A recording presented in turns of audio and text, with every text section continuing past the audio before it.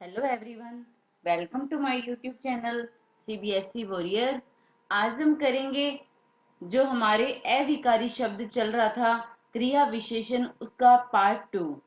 आज का जो हमारा टॉपिक रहेगा वो रहेगा क्रिया विशेषण का पार्ट 2, जिसमें हम करेंगे क्रिया विशेषण के प्रकार। क्या करेंगे? क्रिया विशेषण के क्रिया विशेषण के प्रकार। आज का टॉपिक स्टार्ट करने से पहले हम डिस्कस करेंगे थोड़ा सा जो हमने लास्ट क्लास में किया था। जी हाँ, लास्ट क्लास में हमने किया था कि क्रिया विशेषण क्या होता है, और क्रिया विशेषण के मैंने आपको कुछ इंपॉर्टेंट फैक्ट कहे या उसके कार्य या महत्व या आवश्यकता बताई थी।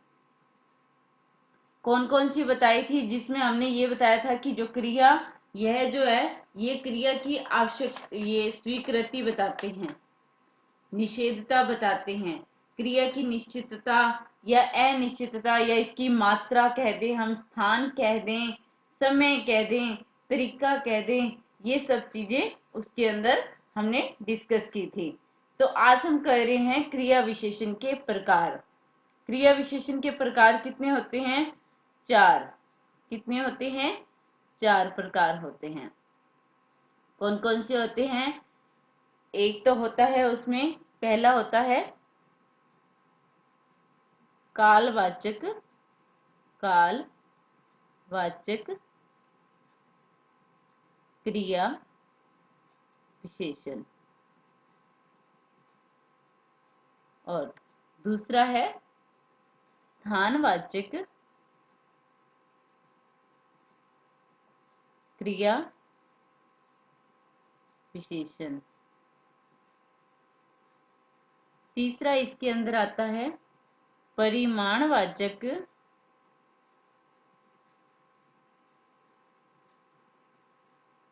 क्रिया विशेषण। और चौथे नंबर पर आता है इसका रीतिवाचक क्रिया विशेषण। ध्यान से सुनिए, क्रिया विशेषण के प्रकार हम आज कर रहे हैं, जिसमें उसके प्रकार हैं 4। कौन कौन से? कालवाचक क्रिया विशेषण, स्थानवाचक क्रिया विशेषण, परिमाणवाचक क्रिया विशेषण और रीतिवाचक क्रिया विशेषण। ये हैं इसके प्रकार। सबसे पहले हम डिस्कस करेंगे जो इसका पहला पॉइंट है, कालवाचक क्रिया विशेषण। कालवाचक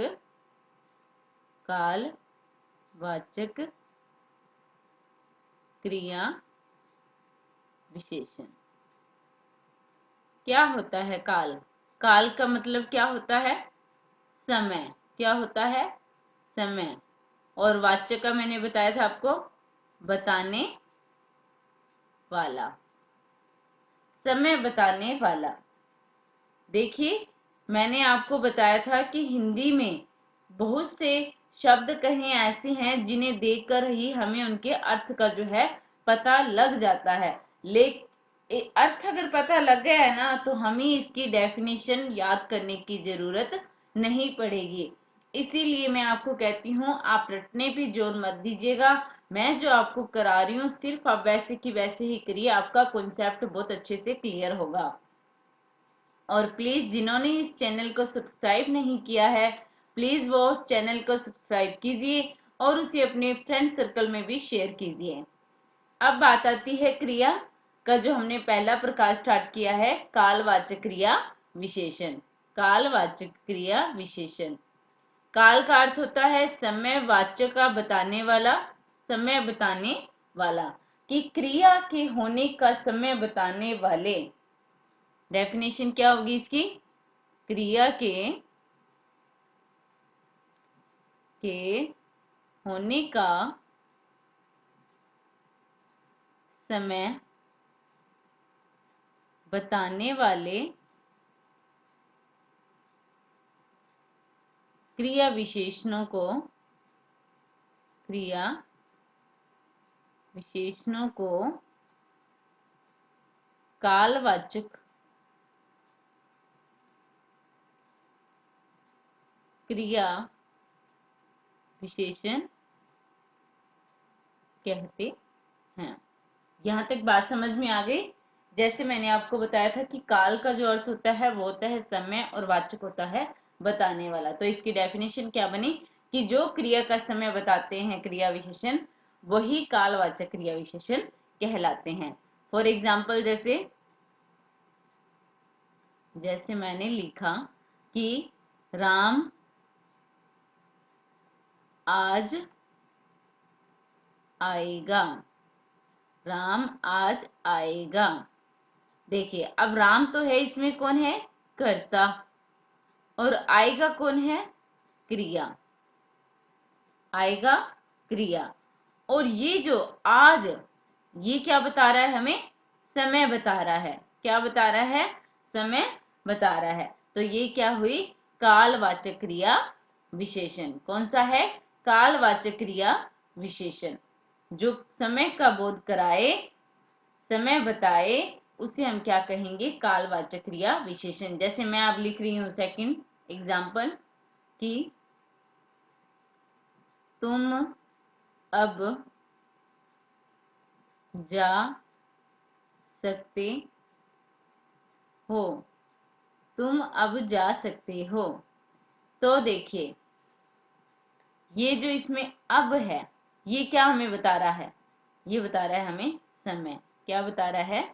समय। तो ये क्या हुआ? कालवाचक क्रिया विशेषण। अब इसमें और क्या क्या आ सकता है जिससे हमें पता लगे कि एग्जाम्पल में ये है तो यहाँ क्या होगा? कालवाचक क्रिया विशेषण। मैं लिख रही हूं कुछ इंपॉर्टेंट, जो आपको किसी वाक्य में देखते ही पता लग जाएगा कि यहाँ जो है कालवाचक क्रिया विशेषण है। जैसे मैंने लिखा कल, या मैं लिख दूं कोई भी वार का नाम आ गया, जैसे वीरवार लिख दिया। महीनों के नाम आ गए, महानयम। उसके बाद हम करें जो होते हैं, वर्ष का नाम हो गया, वर्ष का नाम। उसके बाद किसी ऋतु का नाम आ जाए, किसी ऋतु का नाम। फिर बजे का समय, जो घड़ी का समय होता है वो आ जाए, बजे का समय। उसके बाद अवधि आ जाए, जैसे हर पल, ये भी क्या बता रहा है? समय। पल पल,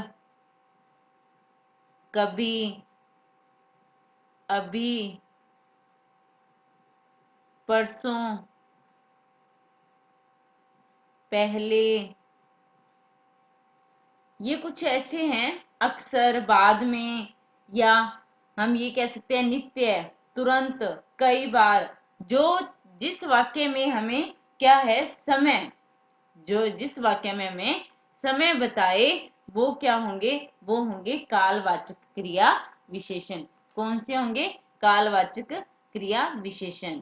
अब बात करते हैं नंबर 2 पर, स्थानवाचक क्रिया विशेषण। कौन सी? स्थानवाचक क्रिया विशेषण। अब देखिए, ध्यान से देखिएगा, विशेषण क्या होता है। जैसे मैंने आपको उसमें बताया था कालवाचक में काल का समय। अब इसमें देखिए क्या कह रहा है? स्थान बताने वाला, वाचक बताने वाला, और ये स्थान। स्थान बताने वाला जो है क्रिया विशेषण क्या कहलाता है? स्थानवाचक क्रिया विशेषण कहलाता है। लेकिन इसमें क्या होता है? जो स्थानवाचक, इसकी इंपॉर्टेंट बात क्या है कि जो स्थानवाचक क्रिया विशेषण है, क्रिया विशेषण, वो किस में आएगा? वो अधिकरण कारक होता है। क्या होता है? अधिकरण कारक होता है। कौन सी विभक्ति होती है अधिकरण कारक की? में, पे, पर, पास, दाएं, ऊपर, मध्य, पास, दाएं, ऊपर, ये किस में आते हैं? अधिकरण कारक के अंदर आते हैं। अब जैसे मैं एक एग्जाम्पल लिखती हूं, जैसे मैंने लिखा कि राधा अंदर जाकर बैठो। राधा अंदर जाकर बैठो। अब देखिए, ये जो है, इसमें मैंने लिखा कि राधा अंदर जाकर बैठो, और ये जो अंदर है ये हमें किस चीज का बता रहा है? ये हमें स्थान का बता रहा है। क्या बता रहा है? स्थान बता रहा है। जैसे मैंने लिखा कि मोहन आज शाम जयपुर गया। मोहन आज शाम जयपुर गया। अब हम इस सेंटेंस की बात करें तो ये जो मोहन है ये तो क्या हो गया? कर्ता हो गया। और आज शाम, ध्यान दीजिए इस चीज पे, आज शाम क्या है इसमें? ये हमें क्या बता रहा है? समय बता रहा है। आज शाम, तो ये क्या है? कालवाचक, कालवाचक क्रिया विशेषण। उसके बाद ये जो जयपुर है, ये जो जयपुर है ये क्या बता रहा है हमें? स्थान। क्या बता रहा है? स्थान। और गया क्या है इसमें? क्रिया। हर चीज आपको पता लग गई कि जो हमें स्थान बताए, स्थान, क्रिया के होने का स्थान या दिशा का बोध कराने वाला जो है क्रिया विशेषण क्या कहलाता है? वो कहलाता है स्थानवाचक क्रिया विशेषण। आप ध्यान दीजिए इसके अंदर कौन कौन सी आएंगी।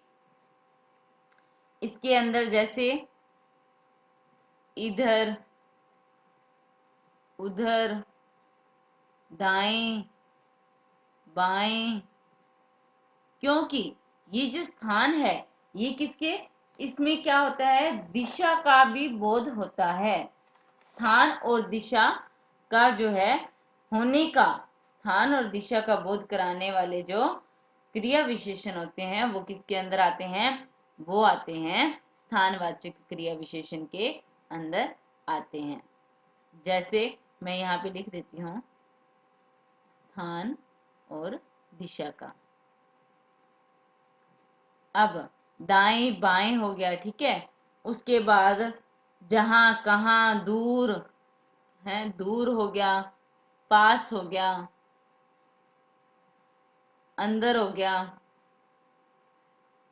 बाहर हो गया, ये सारे किसके अंदर आएंगे? ये सारे के सारे आएंगे स्थानवाचक क्रिया विशेषण के अंदर। कि जिस कहीं वाक्य में आपको ये चीज मिले तो आप समझ लीजिएगा कि ये हमें स्थान का बोध करवा रहे हैं, दिशा का बोध करवा रहे हैं।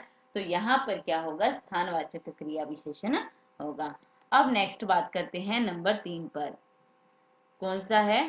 परिमाण वाचक क्रिया विशेषण। अब परिमाण का मतलब क्या होता है? परिमाण का मतलब होता है मात्रा। वाचक हो गया बताने वाला। तो हम ये कह सकते हैं कि क्रिया के होने की मात्रा बताने वाले जो क्रिया विशेषण होते हैं वो क्या कहलाते हैं? परिमाणवाचक क्रिया विशेषण कहलाते हैं। अब यहाँ पर शॉर्ट में मैं लिख रही हूँ कि मात्रा बताने वाले, मात्रा बताने वाले। मैंने आपको पहले ही कहा था कि अगर आप शब्द का आपको अर्थ पता है तो आपको डेफिनेशन लर्न करने की बिल्कुल भी जरूरत नहीं है। इसीलिए मैं आपको कहती हूँ आप समझने पे जोर दीजिए, ना कि रटने पे। तो अब इसमें क्या होता है? परिमाणवाचक क्रिया विशेषण में होता है जो मात्रा का बोध करवाए। क्रिया के होने की मात्रा बताने वाले क्रिया विशेषण क्या होते हैं? जो परिमाणवाचक क्रिया विशेषण कहलाते हैं। अब जैसे एग्जाम्पल है हम इसका, जैसे मैंने लिखा कि मोहन अधिक खाना खाता है। मोहन अधिक खाना खाता है। अधिक क्या है, इसमें क्या बता रहा है, ये हमें मात्रा बता रहा है कि जो मोहन है वो खाना अधिक खाता है। तो ये क्या हुई, परिमाणवाचक क्रिया विशेषण। जैसे और अपने लेते हैं, जैसे मैंने लिखा कि सीता बहुत सोती है, गीता कम पढ़ती है। अब देखिए, ये सोना और पढ़ना तो क्या हो गया, ये तो होगी क्रियाएं। क्या है ये, क्रिया। ये जो कम है या ये जो बहुत है, ये हमें क्या बता रहे हैं, ये हमें मात्रा बता रहे हैं। क्या बता रहे हैं, मात्रा बता रहे हैं। तो यहाँ पर क्या होगा, परिमाणवाचक क्रिया विशेषण। परिमाणवाचक क्रिया विशेषण। यहाँ तक आपको समझ आ गया।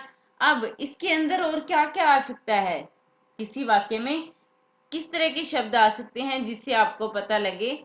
जैसे मैं यहाँ लिख रही हूं, जैसे मैंने लिखा पूर्णतया,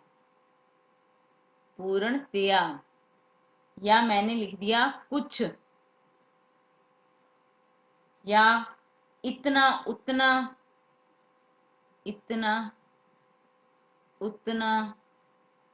थोड़ा, ज्यादा, लगभग,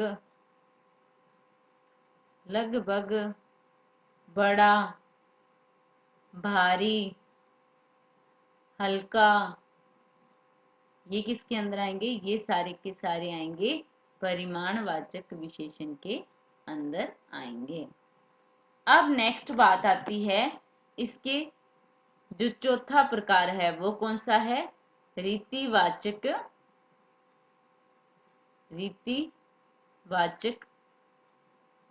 विशेषण, क्रिया विशेषण, सॉरी, रीतिवाचक क्रिया विशेषण। इसे हम तरीका या ढंग भी कह सकते हैं, तरीका या ढंग। अब देखिए, रीति का मतलब क्या होता है, तरीका भी हो सकता है और ढंग भी, कि क्रिया के होने का जो तरीका या ढंग बताए तो वो क्या होंगे, वो होंगे रीतिवाचक क्रिया विशेषण। एक बात और है इसमें ध्यान रखने वाली, इसमें क्रिया के तरीके, क्रिया के होने के तरीके या ढंग के अलावा उसकी स्वीकृति, निषेधता, निश्चितता, अनिश्चितता,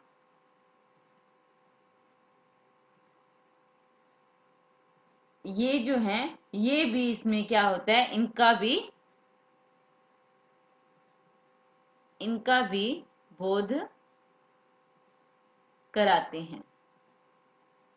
ध्यान से सुनिए मेरी बात, कि जो रीतिवाचक विशेषण क्रिया विशेषण है, जो उसमें क्या होता है, उसमें जो क्रिया के होने के तरीके और ढंग के साथ साथ उसकी स्वीकृति या निषेधता, मतलब कि मना करना, निश्चितता, अनिश्चितता, इनका भी जो क्रिया विशेषण बोध कराते हैं, उन्हें क्या कहते हैं, उन्हें रीतिवाचक क्रिया विशेषण कहते हैं।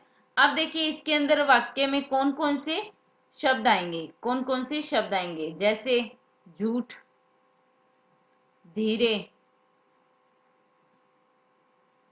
ध्यानपूर्वक, ध्यानपूर्वक, फिर वैसे, ऐसे, कदाचित, तेजी से, फटाफट, सचमुच,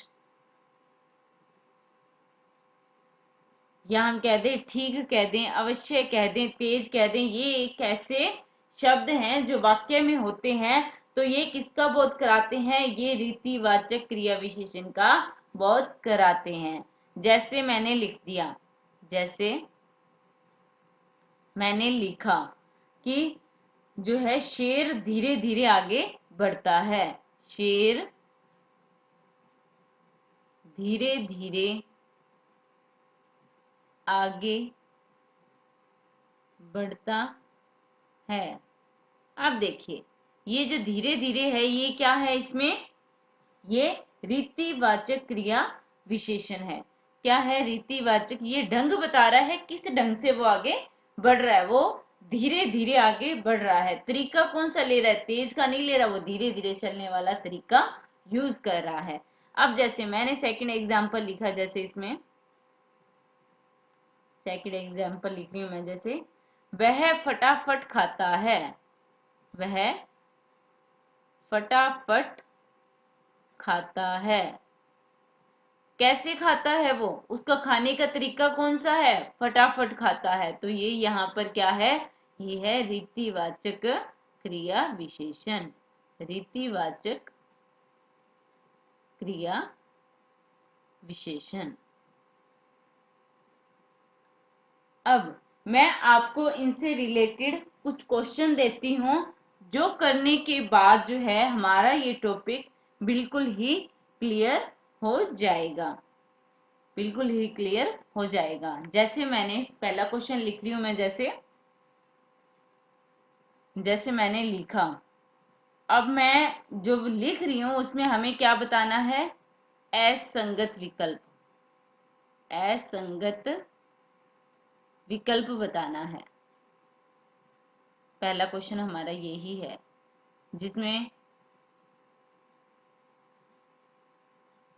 पहला है क्रिया विशेषण, क्रिया विशेषण अविकारी होता है लेकिन अव्यय नहीं होता, अविकारी होता है लेकिन अव्यय नहीं होता। देखिए एग्जाम में जैसे क्वेश्चन पूछे जा रहे हैं, मैं सेम वैसा ही क्वेश्चन लिख रही हूँ, जिससे आपको पता लग जाएगा कि आपको कॉन्सेप्ट समझ आया है या नहीं आया, और ये जो कॉन्सेप्ट है इसमें किस तरह के क्वेश्चन जो एग्जाम में पुट होते हैं। अब ऑप्शन बी कौन सा है, ऑप्शन बी है क्रिया विशेषण, क्रिया विशेषण अव्यय होता है। ऑप्शन सी, अव्यय और अविकारी एक दूसरे के पर्याय होते हैं, अव्यय और अविकारी एक दूसरे के पर्याय होते हैं। ध्यान दीजिएगा, पहले तो आपको क्वेश्चन को ध्यान से पढ़ना है कि क्वेश्चन क्या पूछ रहा है हमसे, हमें असंगत बताना है। हम कई बार जल्दबाजी में ये चीज नहीं देखते कि उसने असंगत पूछा है या संगत पूछा है, हम बस कहते हैं हाँ ये चीज सही है यही होगा, और संगत पूछता है हम ऐसे असंगत बता देते हैं। तो इस चक्कर में हमारा क्वेश्चन जो है गलत हो जाता है। सो प्लीज क्वेश्चन को पहले ध्यान से पढ़िए, वो पूछ क्या रहा है, उसके बाद आराम से उसके ऑप्शन पढ़िए, एक एक ऑप्शन को पढ़िए, उसके बाद उसका आंसर दीजिए। अब देखिए उन्होंने हमसे क्या पूछा है, असंगत विकल्प। तो मैं आपको बता दूं कि ऑप्शन ए क्या कह रहा है, क्रिया विशेषण अविकारी होता है। जी हाँ, ये होता है, ये बिल्कुल सही है, लेकिन अव्यय नहीं होता। ये चीज क्या है इसमें, ये चीज गलत है, क्रिया विशेषण अव्यय होता है। अब सेकंड बात क्या कह रहा है, क्रिया विशेषण अव्यय होता है, ये भी सही है। अव्यय और अविकारी एक दूसरे के पर्याय होते हैं, ये भी सही है। तो इसका आंसर क्या होगा, ऑप्शन ए जो है वो इसका आंसर होगा। ऑप्शन ए इसका आंसर होगा, क्योंकि उसने असंगत पूछा है, संगत नहीं पूछा। असंगत क्या है, ये इतनी बात तो इसके अंदर सही थी कि क्रिया विशेषण क्या होता है, अविकारी होता है, लेकिन वो कह रहा है वो अव्यय नहीं होता। तो मैं आपको बता दूं क्रिया विशेषण अव्यय होता है, हमने लास्ट क्लास में किया था। अब नेक्स्ट क्वेश्चन लिख रही हूं मैं, नेक्स्ट क्वेश्चन पे ध्यान दीजिएगा। अब जैसे मैंने लिखा, गोलियां धड़ाधड़ चली, और मैं अंडरलाइन कर रही हूं धड़ाधड़ को, ठीक है। अब इसको आपको रेखांकित पद का क्या देना है, पद परिचय देना है। रेखांकित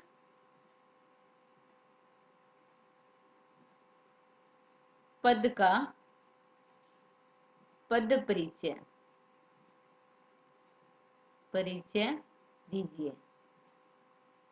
ऑप्शन देखिए इसके, ऑप्शन एक है एक वचन,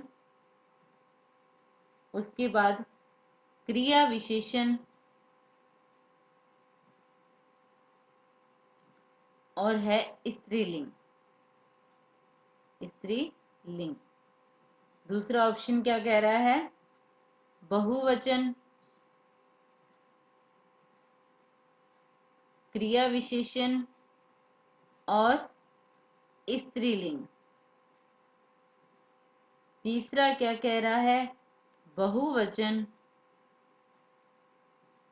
क्रिया विशेषण और पुल्लिंग। चौथा क्या कह रहा है, एक वचन, क्रिया विशेषण और पुल्लिंग। अब ध्यान दीजिएगा इस बात पे, मैं क्या बता रही हूं आपको।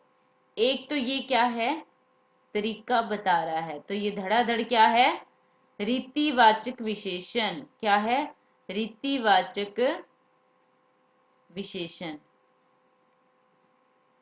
क्या है ये, रीतिवाचक विशेषण है। स्पष्ट हो गया। उसने हमसे पूछा है कि जो रेखांकित पद है उसका पद परिचय देना है। ये रीतिवाचक तो है ही, और साथ में ये क्या है, ये जो है बहुवचन है। क्या है ये, बहुवचन, और साथ में स्त्रीलिंग। चली मतलब स्त्रीलिंग, गोलियां बहुवचन, धड़ाधड़ रीतिवाचक विशेषण, और चली क्या हो गया, स्त्रीलिंग हो गया। तो इसका आंसर क्या होगा, 2 नंबर ऑप्शन होगा। ये थे आज का हमारा टॉपिक, अविकारी शब्द जो क्रिया विशेषण है, वो आज का टॉपिक हमारा यहीं कंप्लीट होता है। नेक्स्ट क्लास में हम जो करेंगे वो करेंगे संबंध बोधक अव्यय, विस्मय बोधक और समुच्चय बोधक अव्यय पर डिस्कस करेंगे, जो इसके 3 पॉइंट आगे बचे हुए हैं। सो प्लीज बने रहिएगा मेरे साथ। तो मिलेंगे नेक्स्ट क्लास में।